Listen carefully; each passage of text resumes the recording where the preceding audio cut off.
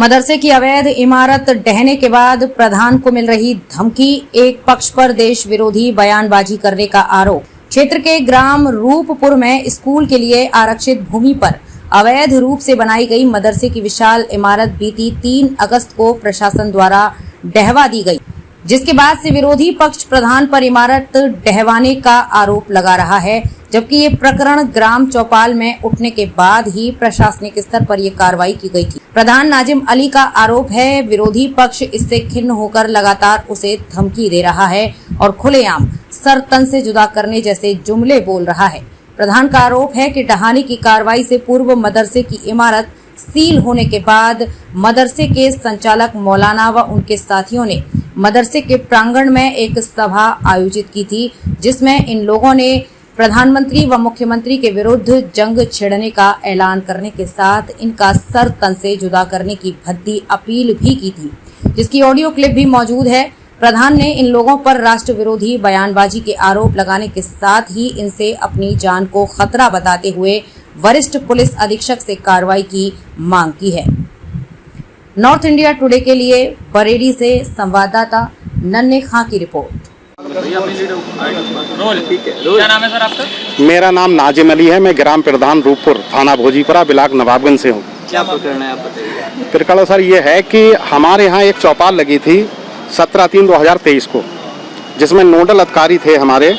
उन नोडल अधिकारी ने गांव में जो शिकायत लोगों ने करी, कुछ हिंदू समाज के लोग भी हमारे यहाँ रहते हैं थोड़े से, उन लोगों ने शिकायत करी कि अवैध भूमि पे, सरकारी भूमि पे अवैध मदरसा फला लोगों द्वारा संचालित किया जा रहा है।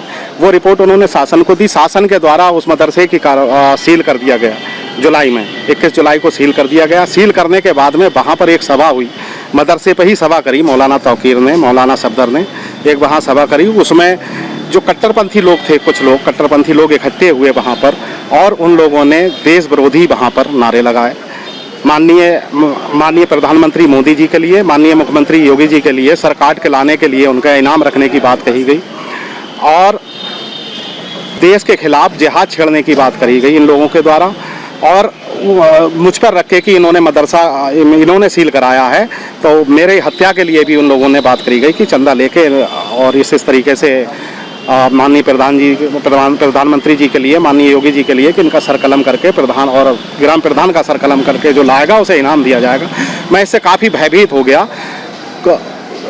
अगस्त में 3 अगस्त को शासन द्वारा मदरसा, जो अवैध मदरसा था, उसे ध्वस्त कर दिया गया, जो सरकारी भूमि पे था।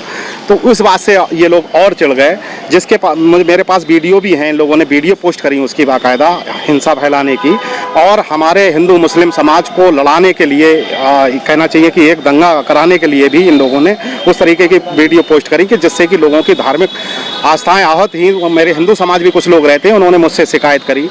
और मुझे ये भी पता चला कि ये लोग मेरी हत्या करने के लिए पूरी तरीके से ये साजिश रच रहे हैं। तो आज मैं यहाँ कप्तान साहब के यहाँ आया हूँ। मैं उसकी पूरी शिकायत अब तक डरा हुआ था, मैंने नहीं करी, लेकिन मैं आज अपना हिम्मत करके यहाँ आया हूँ। सुरक्षा की मांग भी करता हूँ, और उक्त लोगों के खिलाफ, जो कट्टरपंथी लोग हैं, देश के खिलाफ जो जहर उगल रहे हैं, देश के खिलाफ जो युद्ध करने की बात करते हैं, हमारे माननीय प्रधानमंत्री, हमारे माननीय योगी जी के लिए सर कलम करने की जो बात कहते हैं, उनके खिलाफ मैं कार्रवाई की मांग करने के लिए यहाँ पर उपस्थित हुआ। ठीक, थैंक यू।